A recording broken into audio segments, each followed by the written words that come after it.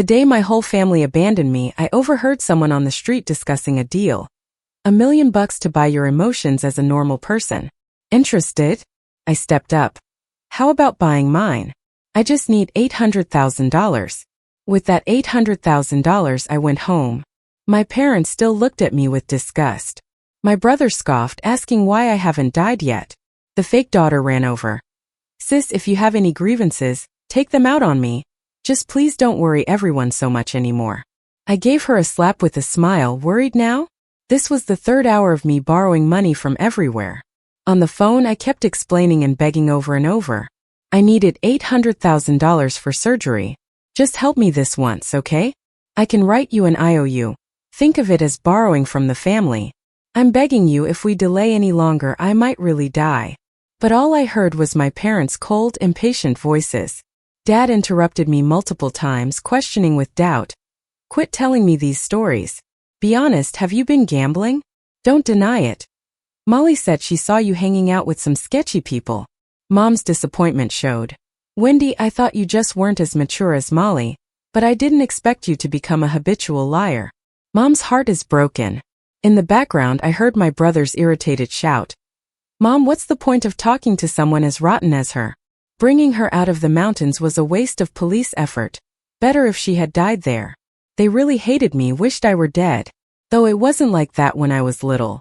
Back then, Mom and Dad would take me to amusement parks, tell me bedtime stories and say they loved me. My brother would stand up for me when someone bullied me. You touch my sister and I'll fight you. Because I believed in their love, during the years I was kidnapped, I held on to hope. When a girl kidnapped with me wanted to end it all out of pain, I held her hand, encouraging her repeatedly. Don't give up, our families must be looking for us, we will go home. It seemed like heaven really heard my prayers. At 10, the cops caught the traffickers and all of us kidnapped girls got rescued and returned home. I thought from then on I'd live in a world full of love. Yet when I tearfully intended to jump into my parents' arms, I saw an awkward expression on their faces. Dad even stepped back. My brother just covered his nose. Didn't the maid wash her already? Why does it still smell? Hiding behind my brother was a girl about my age.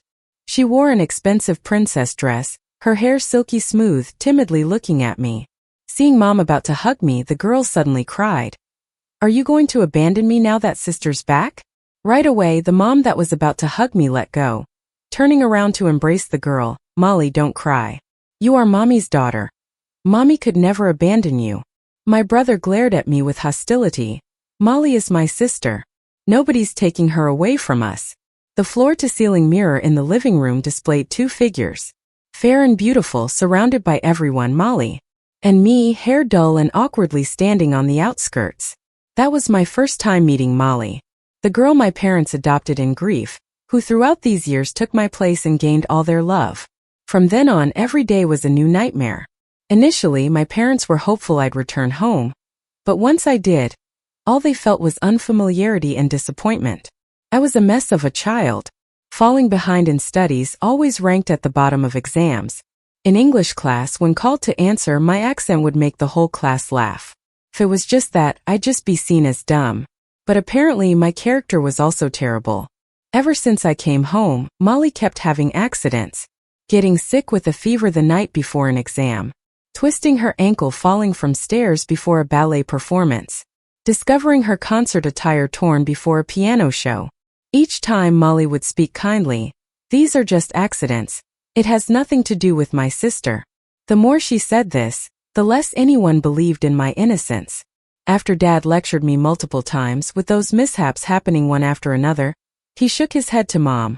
I'm done talking. This kid is a write-off. Mom hugged Molly, crying. My poor Molly did nothing wrong yet keeps suffering. Molly would sensibly comfort everyone.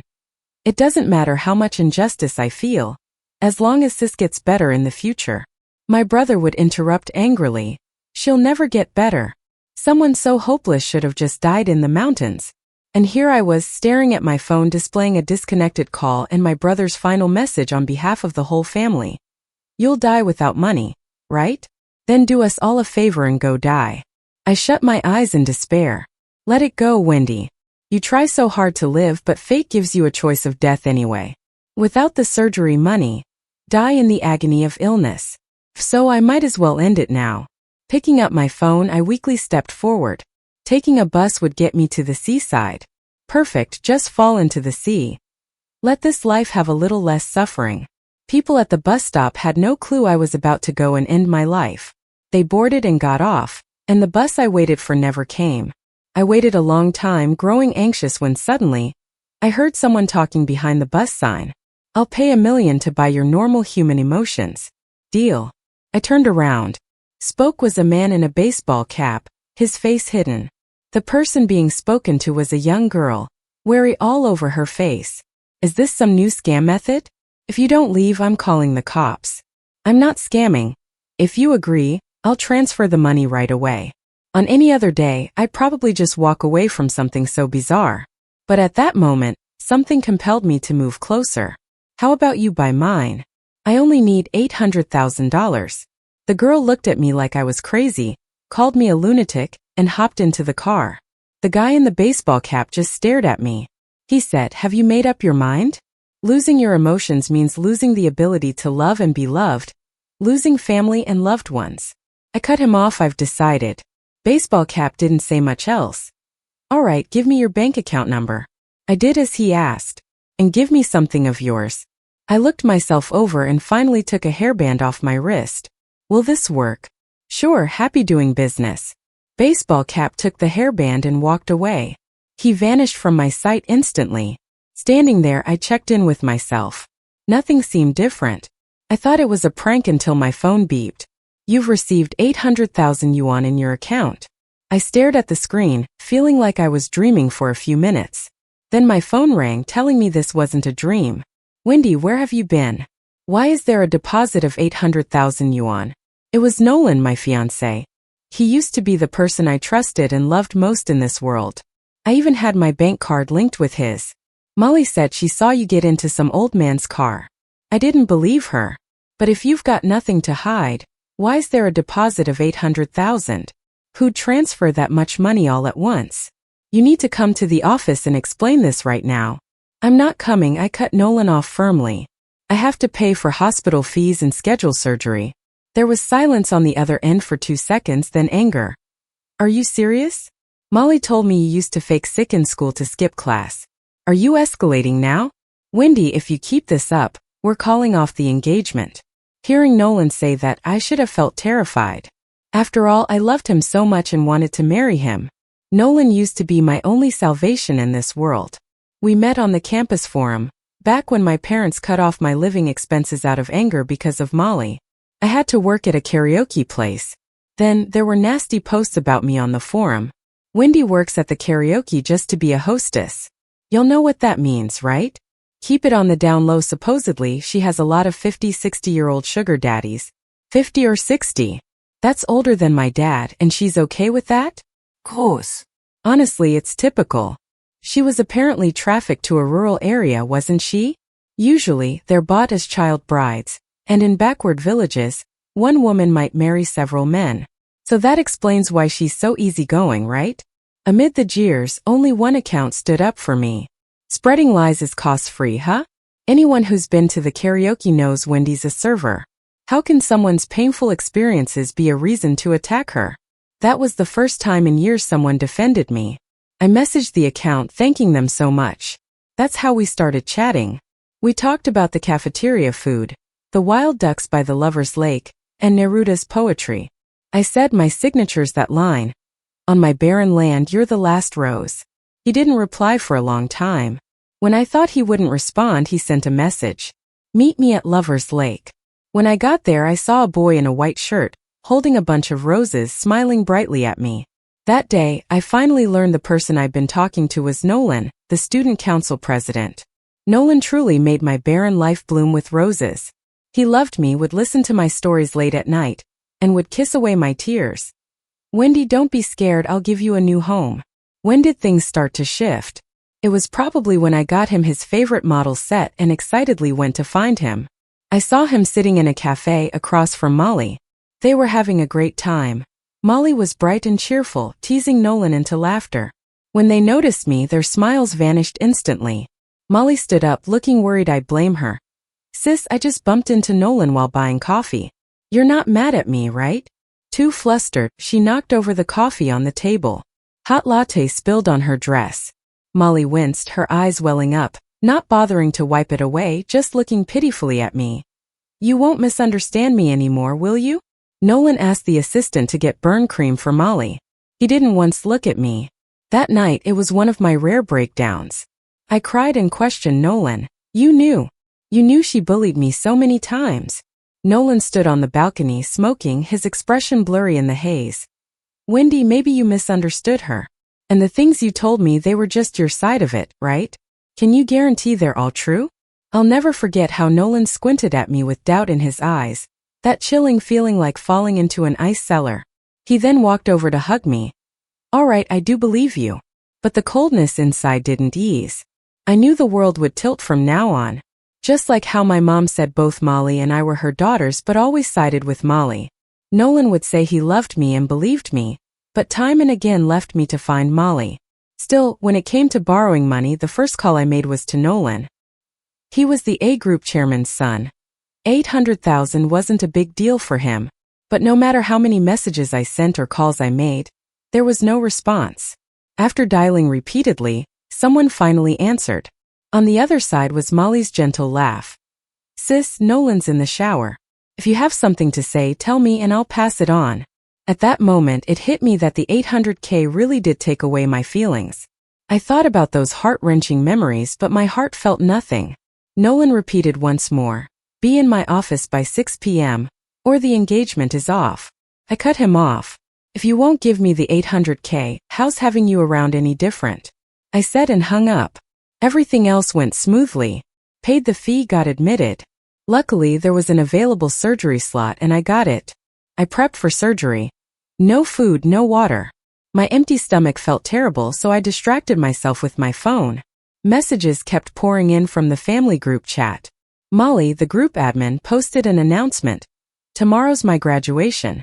I hope my most beloved family can be there to witness this big day. Replies from my parents and brother filled the chat. Dad, of course. I even postponed a shareholders meeting for you. Mom. I can't believe my little baby is graduating college. I'm so happy. Brother, don't worry. I'll be dressed to impress. I won't embarrass you. Molly. I know you guys love me the most. Also, sis, you gotta come. We can't be one short. I typed, I'm not coming, got surgery tomorrow. Molly hadn't replied yet, but someone already blew up. Brother. You kidding?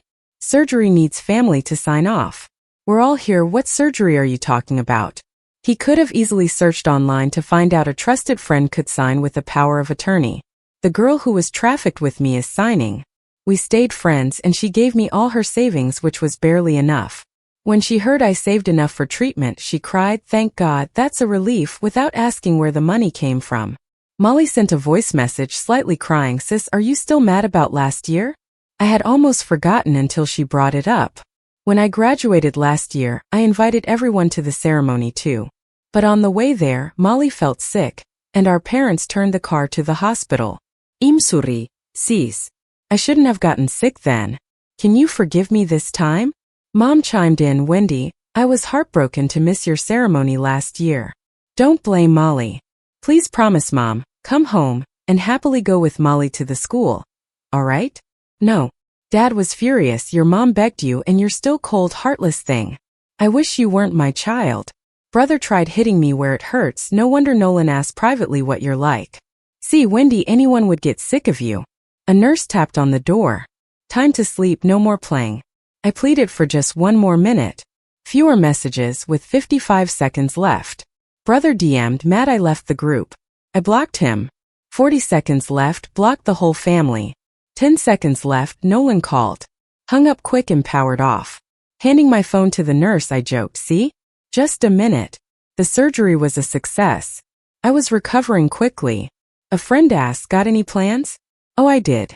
I used to work at a group. Now that I've ended it with Nolan, staying there isn't a good idea. Before my next big job, I'll work part-time at a familiar KTV for some cash. I got discharged from the hospital. That evening, the breeze was gentle and cool, quite nice. I took a few steps and saw two figures. My brother David and ex-boyfriend Nolan smoking out there. Nolan seemed anxious and David looked agitated. Suddenly, David saw me and approached briskly. Finally showed up? Do you know how long we've been looking for you? Molly fainted from crying. She didn't even finish her ceremony. All she did was search for you. They said I disappeared for a week. Really? They could have found me if they tried. I told them I needed surgery. Just check the hospitals, easy to find me. But they must have assumed I was lying about the surgery and didn't even try. David squinted at me like something clicked. Are you pretending to bump into us at the hospital 'cause Nolan posted his location on Twitter? I stared at him. David smirked, gotcha.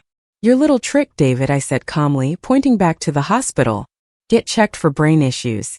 Even if it's untreatable, a doctor should at least see you. Then I left, ignoring his angry shouts.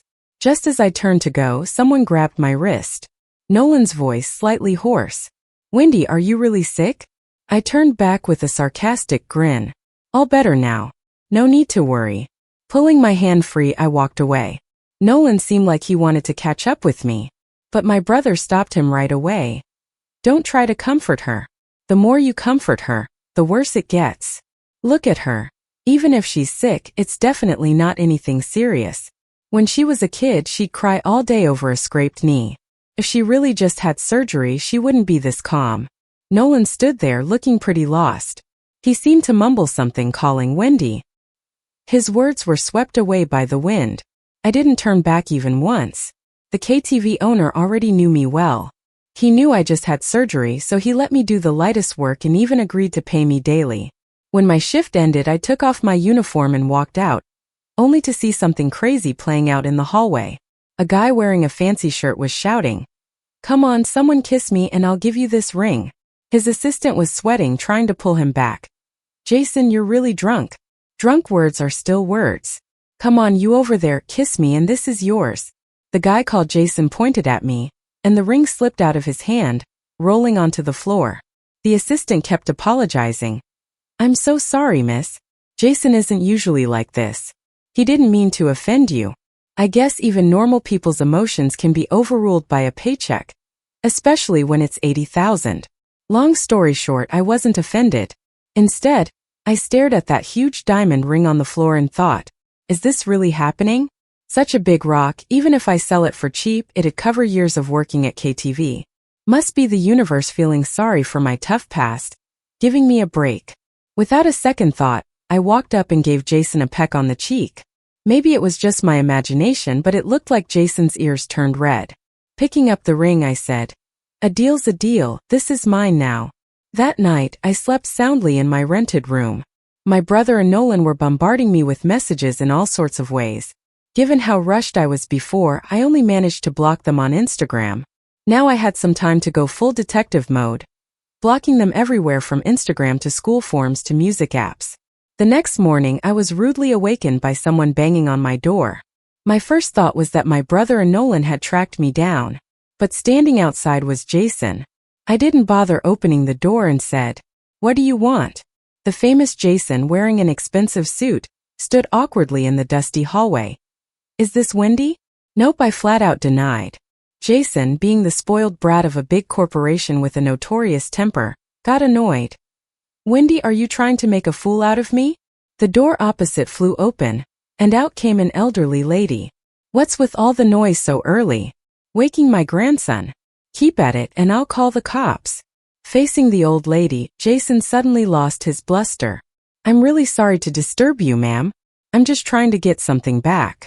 The old lady eyed Jason up and down, shaking her head, clicking her tongue in disapproval. It was clear as day that she thought guys who ask for their stuff back after a breakup are the lowest of the low.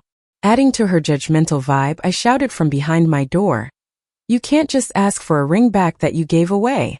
Yesterday you gave it. Today you want it back? Seriously? Seeing the old lady about to unleash another level of disdain, Jason panicked. I'm not asking you to return it. I'm here to ask if you'd marry me. In my cramped living room, I poured Jason a cup of instant coffee.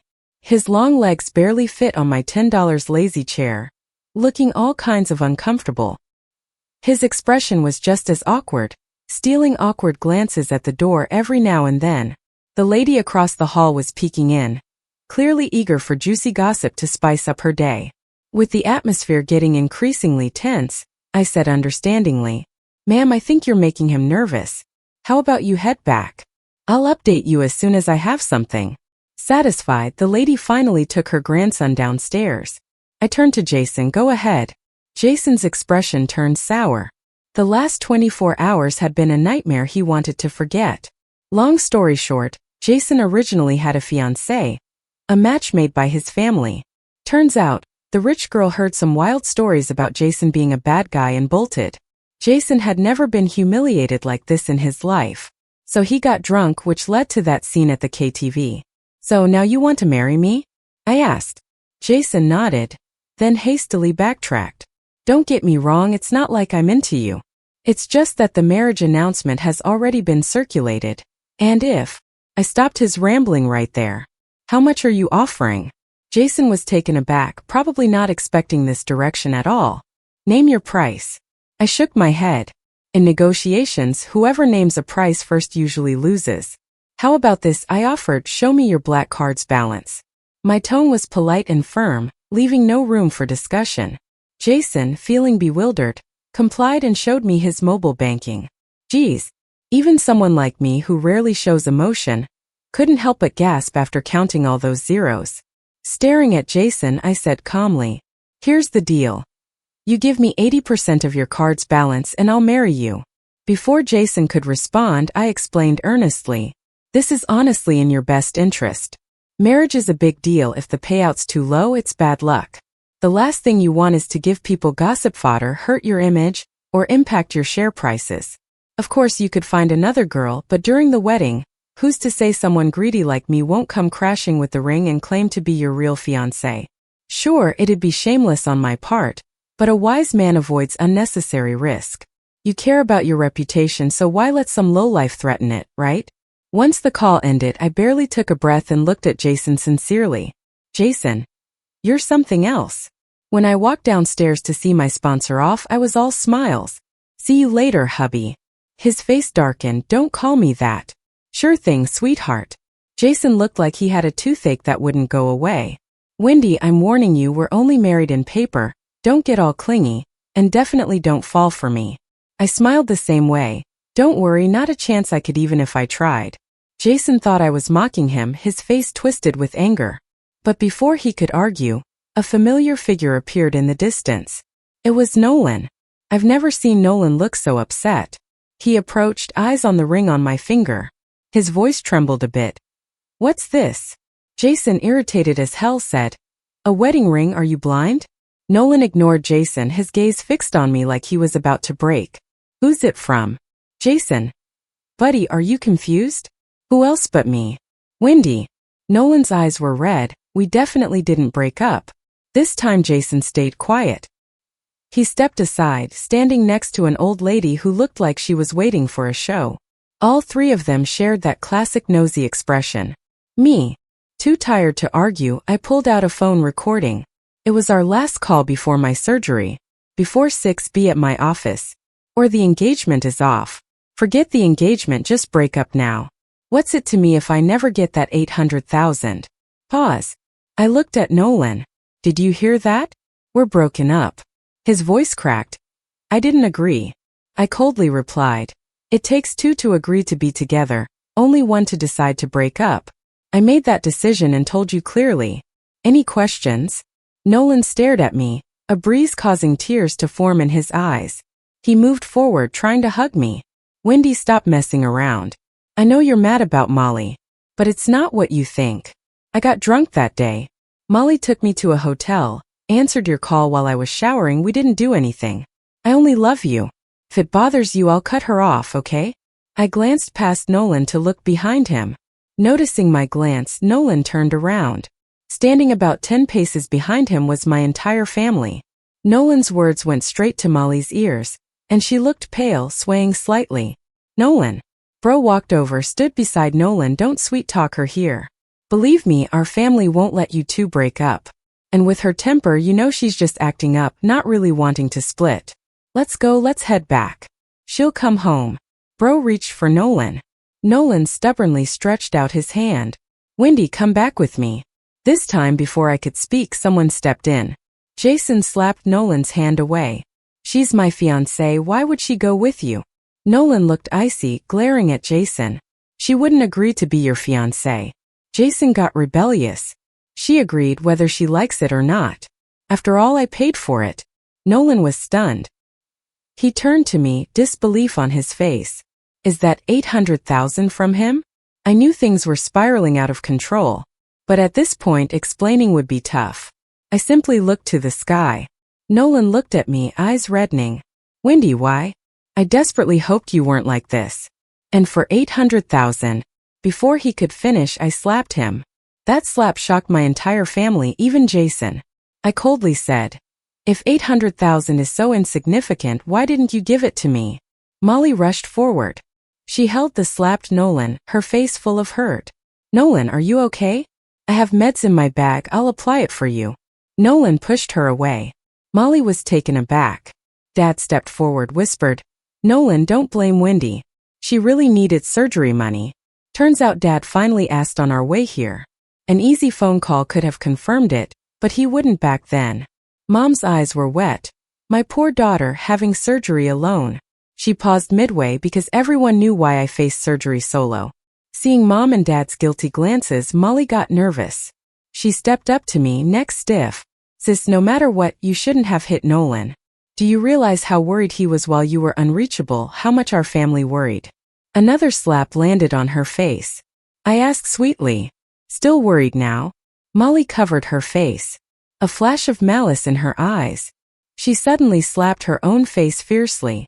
I know you blame me, sis. Will this make you feel better? It's my fault. Had I known, I would have bled and begged to gather the money for you. Each self-inflicted slap left a red mark on her fair, delicate face. I was about to keep coaxing my family, but at that moment they turned to Molly again. Mom gasped and grabbed Molly. Molly, what are you doing? This can't be your fault. Dad snapped. Wendy, don't be too much. Molly's brother, the one who always cared the most for her, rushed over directly. Wendy, are you crazy? Even if you're really sick, so what? Does being sick make you right? Besides, you're just standing here all fine, aren't you? Didn't see you actually going and dying or anything. Come on, Molly, we're going home. Don't mind her. Let her really cut ties with the family if she's got the guts. Her brother shielded Molly and left with her. Mom and Dad followed suit. None of them noticed. Molly looked back and gave me a smile. She seemed to think she won again. Maybe this victory felt especially hard-earned. Molly forgets Nolan hasn't left yet. He stood in the corner watching Molly's smile. Nolan came over, still acting like he couldn't see Jason, just staring at me. Wendy, I know what you want most. I'll help you. Wait till the day I'm successful and then forgive me. Nolan walked away slowly. I didn't want to look at him anymore. I turned to leave but found Jason standing next to me, looking at me unblinking. I raised an eyebrow. What are you staring at? Jason, you're quite pitiful, huh? I instantly pinched my voice. What's the matter? Seeing me all pathetic yet strong. Like some unyielding little white flower. You've fallen for me? Jason was so grossed out he flounced off. On his way out, he even remembered to call his secretary over and pointed at me. Get this one assigned to the marketing department. Let her go and anger our competitors to death. Wow, got a job too. So, just like that, I started working in Jason's group's marketing department while preparing for marriage with Jason. Things were going smoothly, but as time passed, Jason found more ways to annoy me. He drifted over to me. By the way, these wedding dresses were originally made for my ex-fiance. I wasn't really paying attention. No worries, just alter them a bit, they'll fit. I have 18 ex-girlfriends, they might crash the wedding. No problem, they come. Their sisters will make sure everyone eats and drinks well. I wasn't getting angry, and in the end he got angry. He slammed the door and walked off with a wave of his sleeve. The assistant sighed. Miss Wendy, maybe you should at least pretend to be a little jealous? I thought about it. Jealousy? That'll cost extra. While I was busy handling various affairs, something happened in Wendy's family. The reason was Nolan. He set aside his company's business and focused on investigating what happened years ago. The truth he uncovered was shocking. I was trafficked and Molly taken in was no coincidence. My parents met Molly at the orphanage. That little girl wore a light green dress and held a bunny plushie. Both things were my favorites. Not to mention she could sing all the songs I knew. She liked the same cartoons as me. Even liked the same characters. My parents thought it was fate.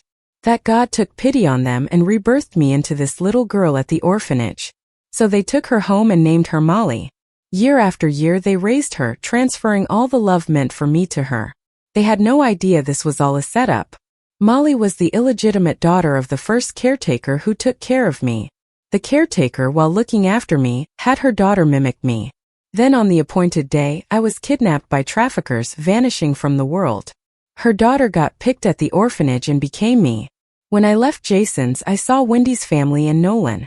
My parents seemed to have aged 10 years overnight. My brother went straight to his knees before me. He cried, "Wendy, I'm sorry. I'm really sorry." Molly's true identity made them realize how many lies were told over the years. Falling down the stairs, catching a fever before a competition, slapping herself. All these because I happened to be found, forcing her to secure her place this way. Mom cried so painfully, grabbing my hand, saying, "How was I so blind for so many years, letting my own daughter suffer so much? Wendy, forgive Dad, Mom, and your brother, okay? We'll definitely love you well while we still have a chance." I sighed softly. "Let's go home first." Wendy's family was relieved. They thought me suggesting to go home meant I was softening a bit. In the living room they surrounded me, trying to please by asking if I'd eat this or drink that. Molly was already kicked out, and to avoid me getting upset by past memories, my brother even threw out all Molly's stuff. But he forgot one thing. That was the mirror in the living room. For over a decade, that mirror reflected both me and Molly. It reflected the warm golden light of the living room, the color of home in my heart. Yet that light only shone on the four of them. I stood on the outside in the shadows, unable to enter. I suddenly grabbed a cup and flung it at the mirror. At the sound of the massive shatter and my family's screams, I laughed. Turns out it was so fragile all along. The shattered mirror had a massive crack, separating me from my family, like a chasm. I turned around, looking at my brother. "Didn't you say if I had the courage I'd cut ties with the family?" His face went deathly pale instantly. He looked at me, his lips quivering. "Wendy." As I walked out of the house, among my dad's eyes suddenly reddened and my mom's sobbing. "From now on, you all have nothing to do with me anymore." Later I met Molly again. She was getting beaten by a middle-aged woman who was pulling her hair, abusing her with vile words, leaving slaps on her face. After the woman left, Molly sat there in defeat. I hesitated for a moment, planning to leave, but Molly suddenly spoke. "Wendy." I stopped in my tracks. Molly looked up at me. Her hair was a mess with blood on her face, and she gave me a crazy smile. "Did you see? That was my mom. I really hate you. How come you were born into such a good family while I have to pretend to be you to get everything you have? I hate green, I hate singing, I hate ballet. I hate everything you like. But I have to pretend to be you to get a little bit of love." She started sobbing. I crouched down, patted her shoulder. "You don't have to try so hard to act anymore. No matter how you act, you won't get love anyway." As I turned to leave, Molly broke down, screaming behind me. "What are you so smug about? Do you really think they love you?" This time I didn't stop walking. Linda was waiting for me ahead. She was my bridesmaid and the girl that was kidnapped with me. She took my arm, transmitting the warmth of her palm to me. I knew she was definitely thinking about our past days. On those freezing nights in the mountain village, I held Linda's hand. "Don't give up. Our families are definitely looking for us." She sniffled and said, "But what if they never find us?" I looked out at the night. "Then we still have to live well. This world always has other wonders." The day Jason and I had our wedding, Nolan drank all night. He's been drinking more and more heavily, and was taken away by an ambulance multiple times. His disappointment turned to resentment, and he started targeting David. My dad's company went bankrupt because of it. Mom cried every day. My brother got into a car accident while trying to borrow money, and would have to spend the rest of his life in a wheelchair. When Jason told me all this, I didn't show much emotion. After breaking away from the past, none of it mattered to me anymore. "Wendy." Jason was calling me. I snapped back. "What's up, honey?" I said, "The client I'm meeting today is a real beauty, and if I'm out too late, I won't come home." I said, "Okay." He got angry. "Okay? I quickly remembered that Jason had transferred half of the company shares to me last month. I should start showing jealousy. So I turned my face away, heartbrokenly saying, "If I say not okay, will you not go?" Jason was happy. He hugged me and assured, "This meeting is necessary, but I'll be home by 8. He started checking in. From the dinner table, he even sent me a selfie. Look, the beauty. But it's actually my 60-year-old aunt. Iraplia. Aun. After putting away my phone, I left the office. A couple stood at the street corner, holding 2 freshly bought milk teas. It seemed like an ordinary scene, yet I found myself staring at them. For some reason, it felt familiar. The guy in the couple then walked straight toward me. "Hello, Wendy," I asked, "and you are?" He put on a baseball cap. I recognized him immediately. I glanced at his girlfriend beside him. Isn't that the girl he was questioning back then? Well, it turns out she's an accomplice. I got furious. Fraud. You guys are scammers. The guy with the baseball cap waved his hand and handed me a business card. It said Ken. Ken smoothly said to me, "How is this fraud? I paid for it. So what are you looking for me for now? I have no emotions left for you to buy. This time I'm selling, not buying." Ken coaxed, "Since you're having a happy life now, shouldn't you consider buying back your feelings as a normal person? People shouldn't, or at least shouldn't be, so mercenary." I cursed him a million times in my head, but I couldn't help saying, "Name your price, let me hear it. After all, I don't lack money now. 80,000 was like buying a purse for me. 800,000. How much?" I was furious. "You don't need it, so let it be." Ken turned away. "Don't be like that." The girl held Ken back. "Wendy has come a long way. I think 500,000 is plenty." "No way. Listen to me." The girl looked at me. "Miss Wendy, we're meant to have fate. How about this? I'll give you a 20% discount plus lifetime storage service for free. You can store your emotions here temporarily and retrieve them whenever you need. If you face another painful event and want to store them again, feel free to contact us." She handed me a card with Lily printed on it. Seems like such a deal. Too troublesome, not selling. Ken tugged at Lily. "Let's go." As they fussed, I shouted, 300,000, not a penny more." Lily pushed Ken. "Deal." I was in a great mood on the way home. I didn't forget to share with Jason. "I just went shopping, guess what? I managed to haggle from 800,000 down to 300,000. Jason said, "Awesome, honey, what's the cost price of that thing?" I came to a sudden stop. Darn it. Got scammed again.